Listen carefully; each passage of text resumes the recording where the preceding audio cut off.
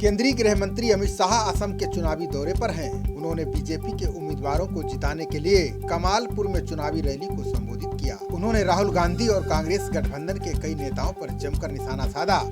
उन्होंने कहा कि बीजेपी असम में लव जिहाद और लैंड जिहाद को खत्म करने का काम करेगी। आपने लव जिहाद को खूब सुना होगा, लेकिन लैंड जिहाद शायद पहली बार सुन रहे होंगे।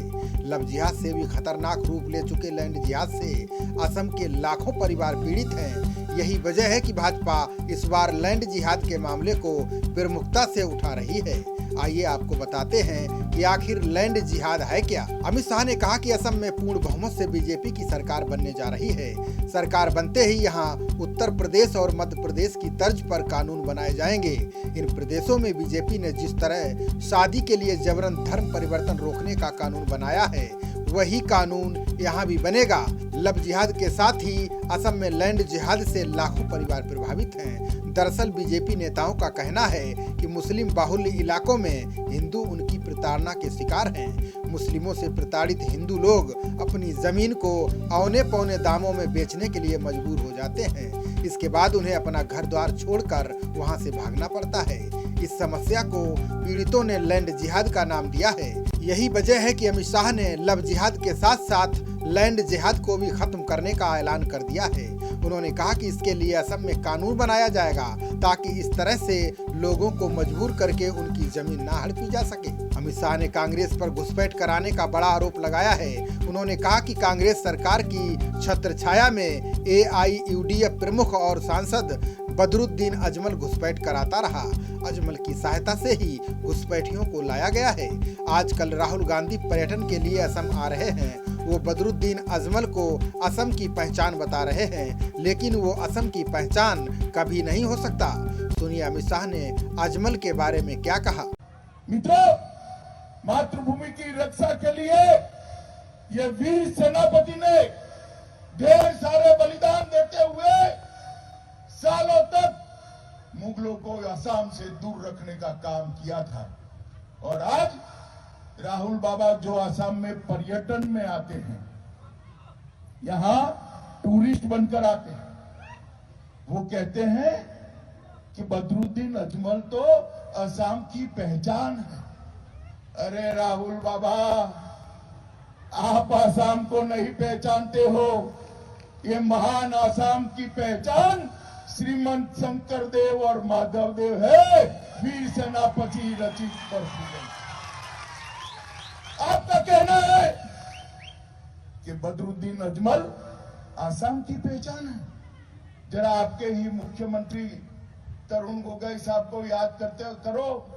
वो कहते थे हु इज बदरुद्दीन अजमल। तरुण गोगोई जी को ऊपर जवाब मिल गया होगा राहुल गांधी का कि वो असम की पहचान है। मगर मैं आज आपको यहां पर कहकर जाता हूं, कांग्रेस पार्टी कितना भी जोर लगा दे, बदरुद्दीन अजमल को असम की पहचान हम नहीं बनने देंगे, नहीं बनने।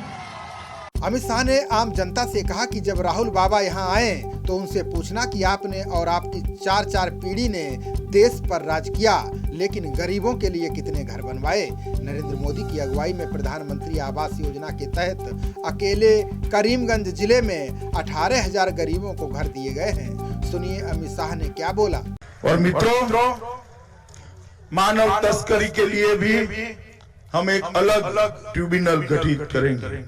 मित्रों, प्रधानमंत्री आवास योजना के तहत अकेले करीमगंज जिले में 18,000 गरीबों को घर देने का काम हमने समाप्त कर दिया है। ये राहुल बाबा आए तो फोटो तो खींचा लेना, उनको शौक है, मगर साथ में ये भी पूछना कि राहुल बाबा 4 पीढ़ी से आप शासन कर रहे हो, कितने घर बनाए। मोदी जी ने सिर्फ करीमगंज जिले में 18,000 घर बनाए। इसमें से 2400 घर पथारकंडी के गरीबों को मिले हैं। मित्रों, पथारकंडी के गरीब। अमित शाह ने कहा कि असम में ताई, कोच, अहोम, राजबोगंसी और चूटिया समुदाय के लोग काफी हैं। साथ ही मटक, मोरान और ट्री ट्राइब्स जाति परिवारों की तादाद बड़ी संख्या में है, लेकिन कांग्रेस की सरकारों ने उनके विकास के लिए कोई काम नहीं किया। अब बीजेपी की सरकार बनने पर इन सभी समुदायों को एससी का स्टेटस देने का काम किया जाएगा। सुनिए अमित शाह ने और क्या क्या कहा। हर चाय बागान में एक हाई स्कूल बनाएंगे, हर 10 चाय बागान में एक कॉलेज बनाकर चाय बागान के बच्चों की पढ़ाई लिखाई का काम करेंगे। 1000 करोड़ के साथ पिछड़ा वर्ग कल्याण बोर्ड बनाएंगे।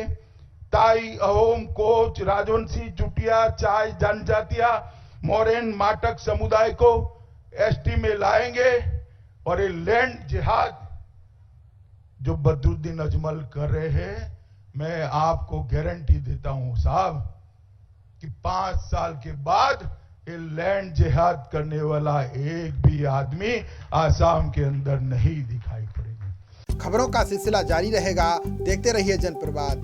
नमस्कार।